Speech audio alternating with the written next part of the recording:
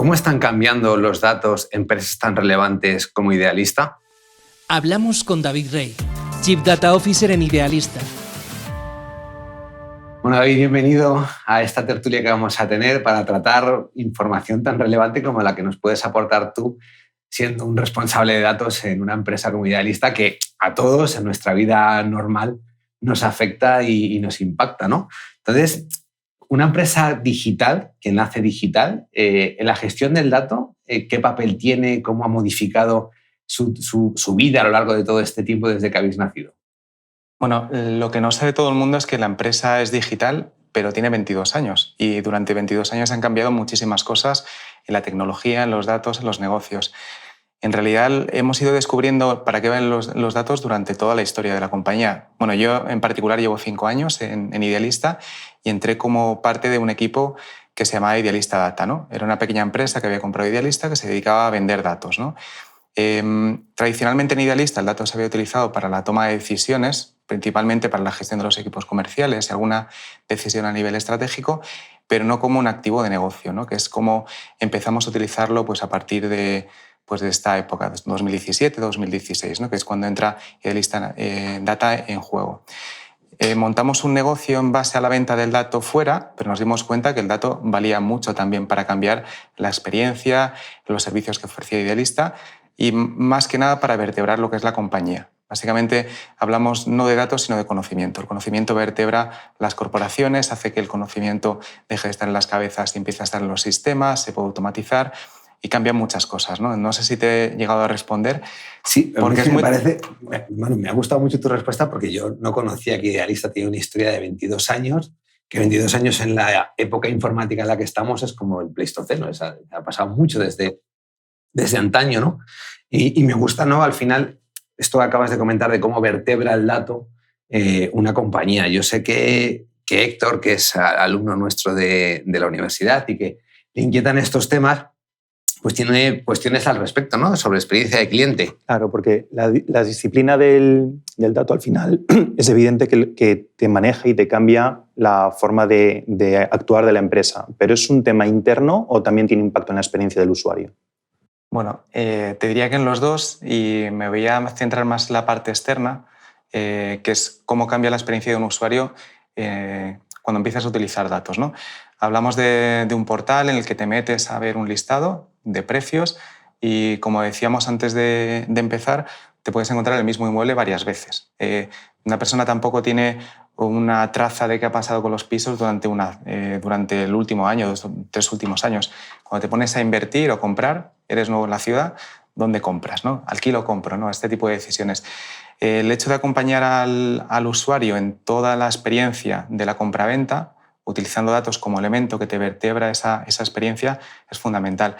Por eso, uno de los motivos por los que lanzamos Idealista Maps, que es un portal paralelo que nos vale para generar tráfico orgánico, no sé si lo conocéis, básicamente hemos cogido Catastro y lo hemos valorado completamente y le hemos metido información que teníamos ya, como el índice de precios del alquiler y de compraventa. Eso hace que antes del proceso de búsqueda puedas estar haciendo una prospección de mercado. Una vez que empiezas tienes claro que quieres comprar en cierto sitio, te vas al portal y ya ves los anuncios en concreto y después cierras, ¿no?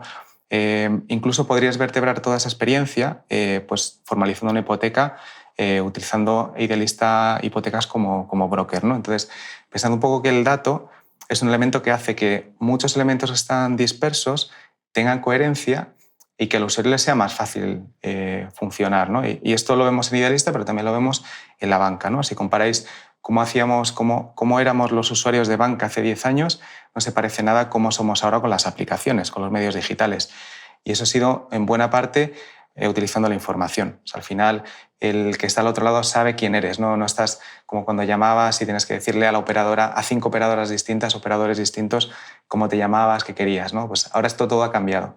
Entonces, eso es una respuesta. Internamente, pues hay todo un mundo de cambios, ¿no? Pero sí, yo creo que hay alguna pregunta más sobre la parte... Sí, o sea, porque Marian, igual que Héctor, ¿no? Como grandes estudiantes que quieren tener conocimiento, se cuestiona temas a nivel organizativo, ¿verdad? Sí, mi duda viene eso, a nivel organizativo, ¿cuál es el impacto que ha tenido la aplicación de estas técnicas de IA en Idealista, en la empresa? Bueno, yo diría el impacto que tiene la gestión del conocimiento de manera masiva, ¿no? Lo llamamos ahí IA, lo llamamos Machine Learning o como lo queramos llamar. El impacto es muy grande pero en diferentes ámbitos. El de la construcción de productos de datos que ayudan al usuario final, como decía antes, también la toma de decisiones más racional. O sea, al final, el hecho de hacer un test A/B correctamente te cambia mucho.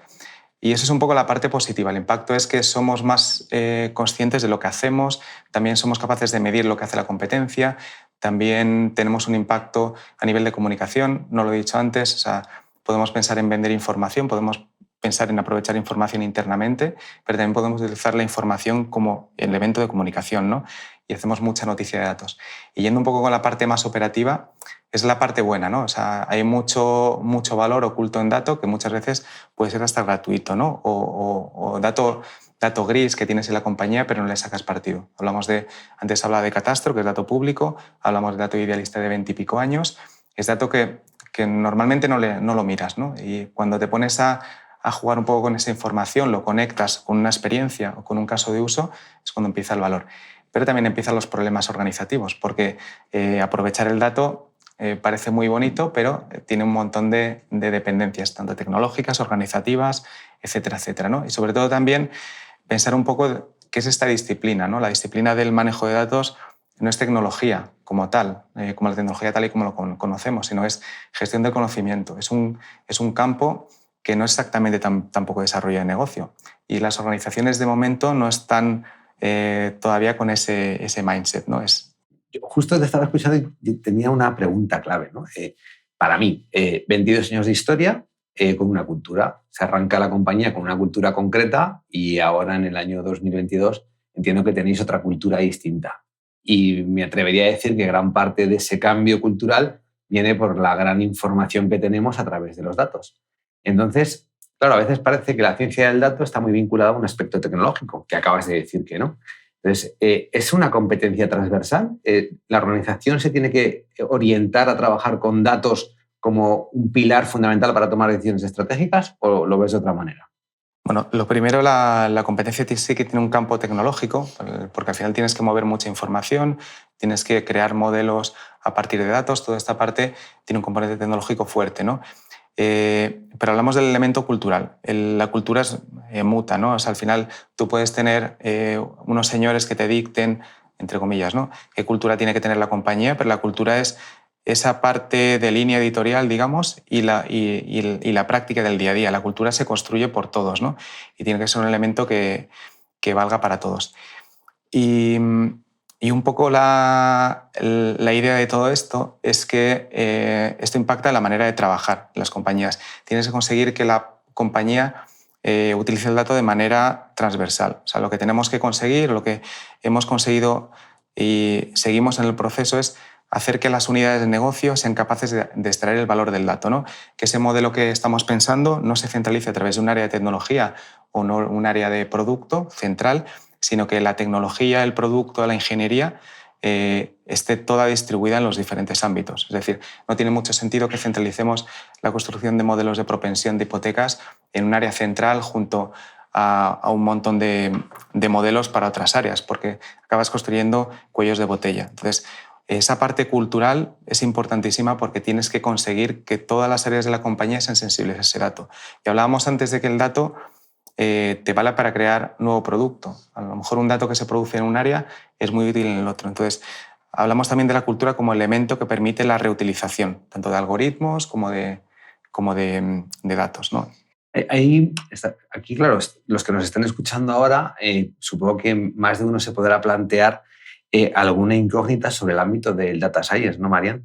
Sí, a mí, o sea, ¿qué es realmente el data science en la empresa y qué no es? O sea, tengo ahí como un limbo. O sea, para mí el data science es una disciplina que hace que el dato sea útil, ¿no? Pero con rigor. O sea, hablamos de ciencia del dato. Yo no sé muy bien de dónde viene el término, hay como muchas leyendas, pero vamos a quedarnos con la más bonita, que es ciencia, ¿no?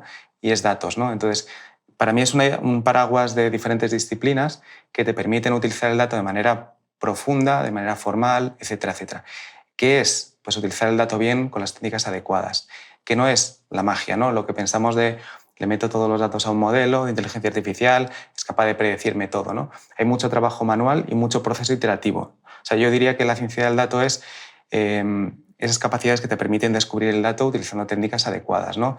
Eliminando la intuición.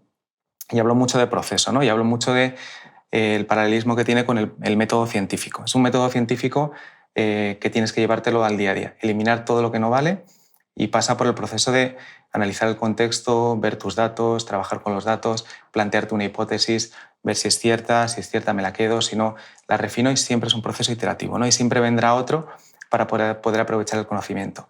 Hay un elemento que tiene que ver también con la transparencia del proceso, la reutilización y la replicabilidad, ¿no? Es decir, todos los procesos de ciencia y datos tienen que ser replicables e entendibles, de manera que ese conocimiento esté a disposición del resto de la compañía. No tiene mucho sentido que hagamos un modelo especialmente complejo, complicado, difícil, que nadie pueda entender. O sea, no sé si te he respondido correctamente o no, es algo que además yo creo que tiene que estar embebido en las diferentes áreas, ¿no? La ciencia del dato se puede aplicar a recursos humanos, se puede aplicar a finanzas, se puede aplicar también a la gestión comercial o el desarrollo de producto. Tiene que estar en todos los sitios. El reto es cómo consigues hacer una ciencia de datos que realmente sea ligera, ayude a negocio y que sea más o menos estandarizada, ¿no? Que tenga unos principios como puede tener la investigación.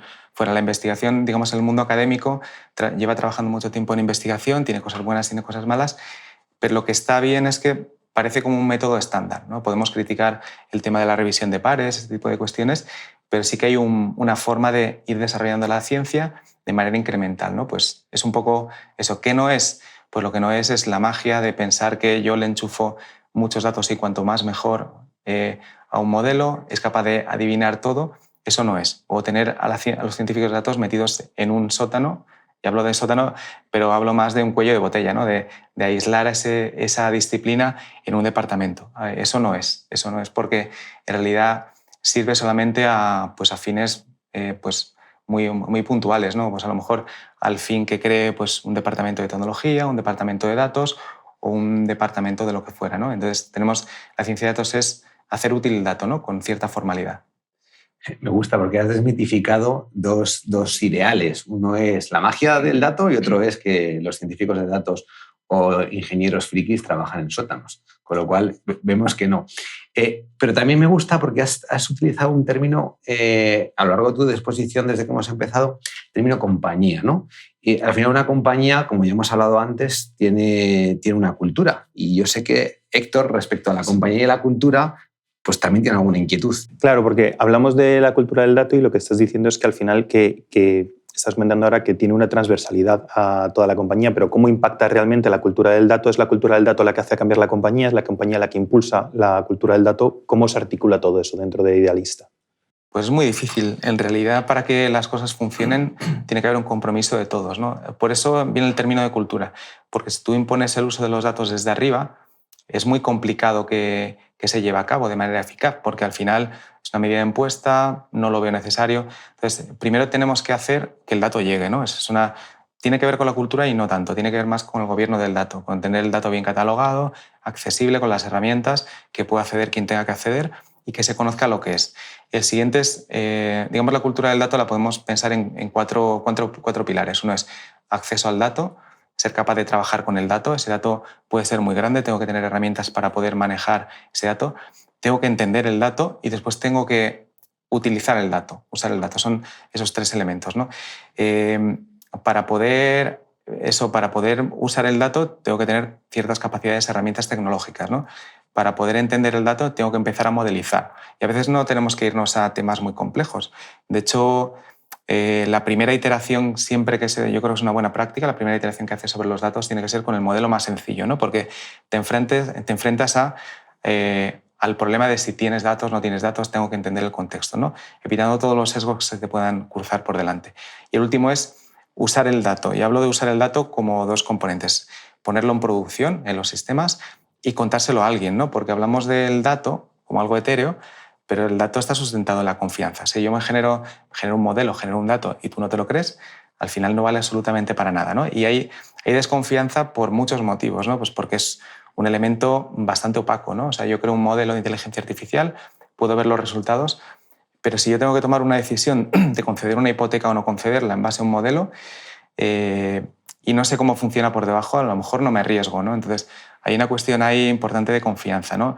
Esa cultura del dato se construye, es algo que se tiene que construir, pero en base a unas directrices y en base a unas herramientas y a la formación, ¿no? Al final creo que es una cultura que se construye desde abajo hacia arriba y no al revés. Desde arriba hacia abajo está bien que haya un apoyo, pero tiene que ser algo que la gente se crea, ¿no? Y tiene que ser distribuida por naturaleza, porque si no, al final, quien tiene que aprovechar el dato, que es una unidad de negocio, si no lo entiende, estamos perdidos, no vale para nada. Sí, fíjate, has vuelto a comentar un tema que a mí personalmente me preocupa, ¿no? Este ámbito de conocimiento me entusiasma y, claro, generar confianza en el dato no siempre es sencillo, porque a veces los datos vienen de múltiples fuentes, están estructurados o no, y todo esto hay que correlacionarlo y que al final sea coherente y realmente pueda prestar un servicio. Entonces, en Idealista, ¿cómo habéis conseguido esto? Con algún ejemplo práctico, o sea, algo que digas, mira, estábamos así y hemos conseguido construir un modelo que realmente sirve para tomar decisiones. Bueno, eso es complicado porque requiere una inversión casi a fondo perdido en lo que es la gestión de los metadatos, la gestión del modelo, integración de la información y eso a veces no se entiende, ¿no? Porque está muy lejos de la aplicación. Cuando tienes las compañías en el fondo intentan maximizar el retorno para el que está poniendo el dinero, o sea, el inversor, y eso está muy lejos del negocio en el día a día. Cuando tienes que invertir en un área comercial es evidente. En este caso no tanto. Ejemplos, pues hablamos un poco del negocio de data, ¿no? Idealista Data. Idealista Data, básicamente su mérito es poner en conjunción pues, un montón de fuentes, que es dato público, encontramos catastro, pues, dato de INE, datos de múltiples fuentes con dato privado, ¿no? Y aquí la cuestión es cómo enganchamos, cómo conectamos esos datos, asegurándonos que todas las fuentes tienen la suficiente calidad, ¿no? Es un poco el ejemplo puede ser ese, ¿no? Pero lo podemos encontrar en temas más internos, ¿no? Pues eso de cómo se comportan nuestros usuarios, cómo se comporta, cómo nos va a nivel comercial, todo esto también, ¿no? Pero un caso como muy evidente es el que decía, ¿no? Podéis ver este ejemplo de Maps, podéis ver, por ejemplo, un portal que sacamos hace 2 años y medio que se llama Energy, que partíamos de un dato público, conectamos con catastro y con un dato que teníamos en la casa, ¿no? Y con eso generamos un proyecto nuevo que permite saber si tu tejado puede producir energía solar o no. Y encima, digamos, con eso, ese es un caso de por qué tiene sentido trabajar en esa parte, ¿no? El problema que tiene eso, como decía, tienes que hacer una inversión a fondo perdido en algo que está un poquito lejos del negocio, ¿no? Porque o sea, el construir algo en base al dato requiere una pequeña apuesta, ¿no? Y ese quizás es uno de los retos organizativos que tienen que darse, ¿no? Y ahí falta, se requiere cierta visión por parte de la gente que tiene la capacidad de invertir, ¿no? Es como una confianza 360, ¿no? O sea, yo primero confío en que esto va a funcionar, invierto en ello y una vez que he confiado en esa posible inversión que va a dar resultados, ya me va a devolver después esa confianza para tomar decisiones. Claro, los equipos de datos, yo entiendo que al final son equipos bastante multidisciplinares, ¿no? O sea, al final yo entiendo que hay competencias duras, competencias blandas, un equipo que puede haber matemáticos, estadísticos, gente de informática. O sea, ¿cómo habéis configurado este equipo, estas personas, ¿no? Para que esto acabe siendo un motor en la compañía?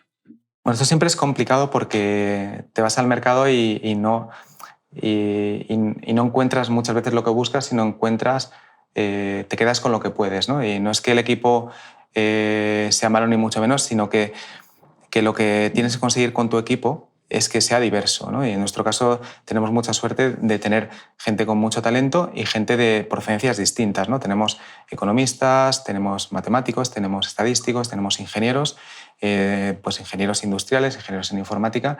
Entonces tenemos diferentes orígenes, ¿no? Es importante eso porque la manera de resolver los problemas o de entender el negocio puede ser distinta dependiendo de los diferentes orígenes, ¿no? El informático entiende la resolución del problema como algo que sea eficiente desde un punto de vista de precisión y computacionalmente, y el economista lo entiende como algo que tenga sentido dentro de las ciencias sociales, ¿no? Y los dos enfoques son buenos, lo importante es ponerlos en conjunto. Eso además se mezcla con la sensibilidad de negocio, ¿no? Toda la gente del equipo de ciencia de datos o de datos en general tiene que ser muy sensible con el negocio, tiene que saber para qué vale esto, ¿no? Entonces, yo creo que es importante la hibridación entre los equipos de ciencia y datos más duros, ¿vale? Esta gente que te viene de estudiar estas carreras técnicas o que ya sabe modelizar, etcétera, etcétera, de la gente de negocio tradicional. Y tenemos que conseguir que la gente, el ciudadano de datos de la compañía, sea también un pequeño científico de datos, ¿no? Entonces, es importante en la gestión de talento que sea una competencia transversal, no pensando en que haya especialistas, que debe haberlos, pero no únicamente especialistas, ¿no? Que tiene que haber un pequeño científico de datos dentro de nosotros. O sea que un filósofo, por ponerte un ejemplo que no hemos tratado, podría acabar siendo un buen científico de datos por su forma de ver la vida o de razonar. Totalmente. De hecho, dentro de la ciencia de datos hay muchos perfiles, ¿no? Tenemos, podemos pensar en el científico de datos A y el B. El A es el analista que es como un analista tradicional pero con muchas más técnicas, y el B es el builder, ¿no? El que te hace el modelo. Pero también lo que se denomina el traductor analítico, que es esa persona que es capaz de entender el negocio, el contexto y además entender lo que se puede hacer con los datos, ¿no? Un filósofo, una de las ventajas que puede tener es que su cabeza la tiene bien amueblada para pensar, ¿no? Y más que para la acción, ¿no? Que podemos tener ahí a los matemáticos o los informáticos pensando mucho más en la acción, ¿no? Entonces, son perfiles que caben, todos los perfiles caben, ¿no? Lo importante es que se conozca bien cuál es la materia prima, cuál es nuestro negocio, tener técnicas para llevar esa materia prima al negocio y cualquier enfoque es bienvenido. Y tanto hablamos de diversidad de formación como de manera de pensar, como de procedencia, nacionalidad, todo esto viene muy bien. Esto es estupendo, ¿no? Porque para todos los que nos estén oyendo que sean ajenos a esta temática per se, pues se pueden plantear un cambio de rol, ¿no? De paradigma a un futuro. Porque Héctor y yo, cuando hablamos a veces pensamos si este entorno, ¿no? Es un entorno particular o no. Sí, aquí es que alguna vez, hablando con algún científico de datos, tienen un vocabulario un poco especial o un lenguaje propio. Y estás hablando en todas las explicaciones que nos estás dando sobre la necesidad de que sea transversal y de que todas las personas al final interrelacionen entre ellas. Pero ¿es el científico de datos que enseña al resto de las áreas o es el resto de las áreas que se tienen que formar en competencias como para poder hablar con estos departamentos, para que sea realmente transversal en la compañía? Esa es muy buena pregunta porque hablamos idiomas distintos, ¿no? Y no solamente los científicos de datos, sino los ingenieros de software hablan idiomas totalmente distintos a los de negocio, ¿no? Entonces, tiene que haber esas dos partes, ¿no? Por un lado, tenemos que entender que las competencias de manejo del dato, de la ciencia del dato, son competencias ya que tienen que tener todas las compañías, con lo cual debe haber una mínima formación. O sea, no podemos, a lo mejor me estoy exagerando, ¿no? Pero que la gente no sepa lo que es una media, una varianza. Conceptos estadísticos muy sencillos, yo creo que es algo de dominio del conocimiento común, ¿no? Entonces, por un lado eso. Por otro lado, tenemos que hacer ver que los equipos de ciencia y datos, los equipos más duros, entre comillas, tienen que saber hablar con el resto de la compañía, ¿no? Entonces, las competencias de comunicación, el lenguaje que utilizamos son fundamentales, ¿no? Entonces, el esfuerzo está por las dos partes. Seguramente no sea 50-50%, sino que a lo mejor el científico de datos tiene que aligerar esa carga de conceptos cuando lo va a contar, precisamente por lo que hablaba antes, ¿no? De esa confianza. Si tú lo que cuentas no se lo cree nadie o no lo entiende nadie, estás perdiendo el tiempo tú y el resto también, y la empresa está incurriendo en un coste de oportunidad, ¿no? Por eso es importante que esa parte de comunicación, cuando yo hablo de estos 4 elementos de la cultura del dato, el usar el dato desde un punto de vista comunicativo requiere que cambiemos la manera de comunicar, los términos que utilizamos. Si utilizamos un término complicado o difícil o muy temático, hablamos de cuestiones un poco más estadísticas o modelización, etcétera, seamos capaces de explicarlo con palabras llanas, ¿no? Y eso tiene el reto de que tienes que saber qué es lo que hay por debajo, ¿no? Y eso también tiene su historia. O sea que, fíjate, el dato podríamos decir que se ha convertido como una especie de oro basado en unos y ceros, porque, claro, una manipulación incorrecta del dato en sí mismo puede tener una derivada extraña. Mariam. Sí, o sea, a mí, ¿cómo hacéis hemos llegado a la conclusión, ¿no?, de que todos los departamentos tienen que conocer y saber cómo funciona el dato? ¿Cómo hacéis eso para que los departamentos tengan esa formación y conozcan bien el uso del dato? Bueno, es algo en que seguimos trabajando en ello. Es importante que los departamentos... Yo creo que es una competencia también transversal, ¿no? No sé cómo denominarla, ¿no? Pero es el espíritu crítico del dato, ¿no? O sea, el dato no te lo tienes por qué creer, porque te vengan un PowerPoint, en un reporte o porque te lo diga alguien que sabe mucho, ¿no? O sea, es importante tener esas capacidades de desconfianza del dato. No quiere decir que desconfiemos del todo, pero que tengamos nuestro guardarraíl para que no nos la cuelen, por decirlo de alguna forma.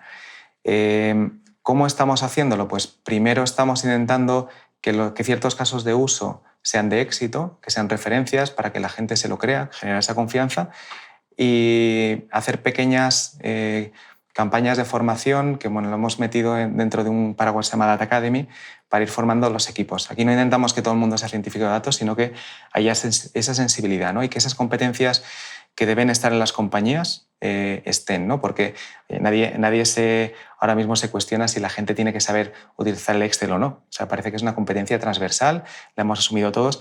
Pues una competencia transversal mucho más importante es esta, ¿no? Es saber leer los datos, ¿no? Es interpretarlos y realmente cuestionarlos, ¿no? Que eso yo creo que pasa muy poco. Puede ser porque no tengamos las herramientas o porque nos dé mucho respeto enfrentarnos a ello. La verdad es que yo me he quedado pensando en el tema de la manipulación del dato, ¿no? Al final, tocar el dato puede hacer que cambie radicalmente. O sea, que todo el proceso sea estupendo, la algoritmia sea maravillosa, todo bien, pero una manipulación incorrecta del dato puede poner en peligro el futuro de una compañía, ¿no? O sea, que ese dato, el dato en sí mismo, ¿quién lo tiene que tocar? ¿Quién lo tiene que modelar? ¿Cualquier persona dentro de una compañía está circunscrito a un conjunto pequeño de personas? ¿El dato no se toca porque es atómico? Bueno, lo primero que las conclusiones, tú desde un dato puedes llegar a cualquier conclusión. Eso yo creo que es incuestionable. De hecho, leía un artículo hace muy poquito que habían lanzado pues, un conjunto de datos a decenas de equipos de investigación y creo que era como la mitad habían dicho que habían tenido una conclusión y la mitad una conclusión contraria, ¿no? Entonces, es verdad que se pueden llegar a diferentes conclusiones. ¿Quién debe explotar ese dato? Todo el mundo dentro de su ámbito. Lo importante es que haya ciertos elementos de control. ¿Cómo podemos evitar la manipulación del dato? Pues con formación. Yo creo que es inevitablemente para evitar la perversión del dato, que alguien... porque el dato en el fondo es conocimiento y es poder, ¿no? Y al final, cuando tú defiendes un argumento en base a temas subjetivos, pues es muy fácil tirarlo, pero cuando son elementos objetivos, que son datos, es muy fuerte, ¿no? Hablo de elementos objetivos entre comillas, ¿no? Porque si yo pongo un dato encima de un Excel, no tiene por qué ser objetivo el proceso de generación de ese dato, pero sí es objetivo que es un número. Entonces, es difícil, ¿no? O sea, yo diría que el dato lo tiene que aprovechar el que tiene la capacidad de accionarlo en el negocio, pero tiene que haber herramientas de control y yo creo que cuanto más distribuyas el poder del dato, mucho mejor. ¿Y solo tratamos con datos digitales en esta era en la que estamos ya? ¿O seguimos siendo todavía datos que no están almacenados en una base de datos digital? ¿No? Cuando has hablado de temas de catastro, yo pienso en catastros que sean muy antiguos y que al final, pues, oye, un bien de interés cultural, un BIC, que hay información pues, en papeles, ¿no? Y ¿eso se ha digitalizado todo ya o todavía estamos en un tiempo intermedio? Depende, la administración, como sabéis, pues no va tan rápido como nos gustaría, ¿no? Y aquí en España tenemos la suerte de que el catastro pues, se ha digitalizado muy rápido, se ha dispuesto al público y eso ha generado una riqueza, yo creo que es muy interesante. Es un caso del que podríamos estar muy orgullosos, pero en Portugal, por ejemplo, el catastro es municipal y si hay un registro central del catastro son las escrituras de los predios. O sea, es algo que yo diría que estamos en un camino intermedio, o sea, no tenemos todo el conocimiento digitalizado, ¿no? Y de hecho, nada más hay que ir a una compañía para saber todo el conocimiento que está dentro de las cabezas de las personas, que es muy difícil sacarlo de ahí. Curioso, ¿no? Estamos en una época todavía, en cierto modo, ambigua. Tenemos todas las escrituras, los que poseen una casa tienen la escritura en papel, que la guardas como oro en paño, es tu escritura en papel con el sello del notario, pero luego todo lo que se mueve alrededor del valor de la casa, todo al final lo acabas manejando digitalmente, ¿no? O sea, si estamos en una época todavía de transición, yo me imagino que en un futuro pues, habrá escrituras digitales que lo almacenarás a través de cualquier tecnología, bien blockchain o bien lo que sea, ¿no? En este ámbito de la ciencia y el dato, también para los que nos escuchan, pues habrá gente que se esté planteando, oye, esto parece que apunta a maneras y que tiene futuro, ¿no? Entonces, ¿es cierto que en el mercado laboral en la actualidad hay una crisis de perfiles del ámbito de la ciencia de datos y es una buena oportunidad en la cual embarcarse? Buena pregunta. O sea, yo creo que sí. Quizá, perdona, me refería a que falta claro, personal, no que otro ámbito. Sí, bueno, lo que pasa, sobre todo falta personal con experiencia, ¿no? Porque hemos visto que de los últimos 5 años para acá hay muchísimas escuelas, están generando muchísimo personal con formación, pero desgraciadamente la ciencia del dato tiene una parte más teórica, está muy bien, la puedes solventar con un máster, pero tiene una parte práctica que tienes que hacer pegándote con los datos, ¿no? Y en mi experiencia necesitas 2-3 años para ser un científico de datos más o menos realmente con rendimiento, ¿no? Entonces pasa eso, ¿no? Al final hay una presión, hay una demanda creciente en estos perfiles. Quizá donde hay más estrés, yo no diría que es en la ciencia del dato, sino en la ingeniería del dato. O sea, es verdad que no hemos venido a hablar de eso, pero los perfiles que más nos está costando a los equipos de datos son los ingenieros.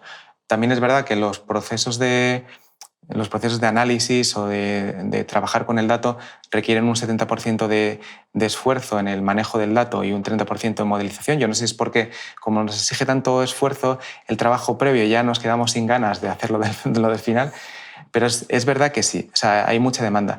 Y yo diría que hay mucha demanda de perfiles híbridos, ¿no? Hablamos de mucho reskilling, upskilling, de gente que lleva 15 años trabajando en una compañía, 5 o 10, esa formación complementaria es fundamental, ¿no? Porque pensad que si cogemos un científico de datos recién salido del máster o de la carrera, ¿qué sabe del mundo, no? Pues poquita cosa, ¿no? Tiene muy poco contexto. Y en realidad el algoritmo vale muy poco, pero el contexto vale mucho, ¿no? O sea, saber de tu negocio con un poquito de conocimiento en técnicas de modelización y de datos puede cambiar totalmente una empresa. Saber mucho de algoritmos y poco del negocio va a cambiar muy poco la empresa, ¿no? Es cierto que las universidades tenemos ahí que avanzar, ¿no? Para acercar cada vez más a la empresa, a la universidad. Ahora mismo hay un gran boom de grados en ciencias de datos, másters en ciencias de datos y todo lo que rodea, ¿no? Al ámbito de la ciencia del dato, machine learning, deep learning, inteligencia artificial, todo esto.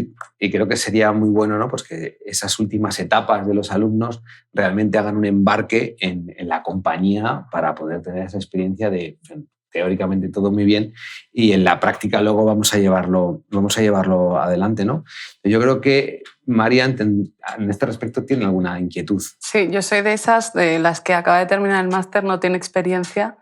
¿Y qué recomendaciones me darías para adentrarme en este sector y pues los siguientes pasos que debería tomar pues, para ser una buena científica de datos? Bueno, lo primero, asumir que hay... Bueno, no hemos hablado de esto, pero hablamos que el programa termina, pero la formación continúa, ¿no? O sea, la formación es continua. Yo pensaría más en el negocio, cómo puedo cambiar ese negocio con lo que yo sé ahora, que no sabía antes. Pensaría un poco más en esa cuestión, ¿no? No intentar aplicar no empezar por el final, que el final es veo lo que he aprendido en el máster de 50 modelos, etcétera, etcétera, y intento ver cómo encaja en mi negocio, sino ver qué pasa en mi negocio, qué es lo que está pasando en mi negocio y qué se podría hacer y intentar conectarlo con lo que he aprendido, ¿no? Es un poco ese... Y es una cuestión de ir depurando. O sea, al final, lo que decía antes, es mucho más importante el contexto, el negocio, dónde se deben cambiar las cosas, y el resto pues, son herramientas. Herramientas muy potentes, por supuesto, que se tienen que aplicar, pero no tiene ningún sentido pensar en la herramienta antes del problema, porque tienes un martillo y ¿dónde está el clavo, no? Fíjate, y tú, Héctor, ya no eres joven, bueno, me refiero, vamos a reírnos un poco, no tienes 22 años, tú ya tienes una experiencia laboral, aunque te has decidido volver a formar para avanzar. Pero, claro, ¿cómo hacemos para el enganche? Claro, esto es el caso contrario al de Mariano. Es decir, una persona con 10-20 años de experiencia profesional en el sector, aunque sea el sector industria, el sector tecnológico, y este mundo que tú nos estás transmitiendo ahora es apasionante. ¿Cómo hacemos las personas que tenemos más experiencia para incorporarnos a este mundo y formar parte de la capacidad productiva de las empresas, pero en este ámbito? Bueno, lo primero, o sea, vosotros ya sabéis mucho del negocio, sabéis lo que funciona bien, lo que funciona mal, ¿no?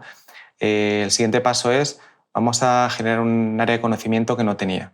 Entonces, hacer la formación. El proceso de formación es cuando empiezas a conectar, ¿no? Empiezas a conectar eso que no funciona muy bien cómo lo podría cambiar con este conocimiento que estoy adquiriendo nuevo, ¿no? Y en ese momento es cuando vuelves a la compañía. Antes de la charla hablamos de emprendimiento. El emprendimiento lo puedes hacer hacia afuera, que es lo que todo el mundo parece que conoce muy bien, pero el emprendimiento también lo puedes hacer dentro. O sea, pueden cambiar las compañías desde dentro, ¿no? Y yo creo que tiene muchas ventajas. Tiene las ventajas de que no tienes el problema financiero, no tienes que gestionar socios. Bueno, todos los que habéis montado una empresa lo sabréis, ¿no? Eso no es muy bonito. Y eso lo puedes hacer desde dentro, ¿no? Y lo bonito que tiene es que tienes muchísimos recursos. Quizá tengas muchas inercias organizativas, por supuesto que sí.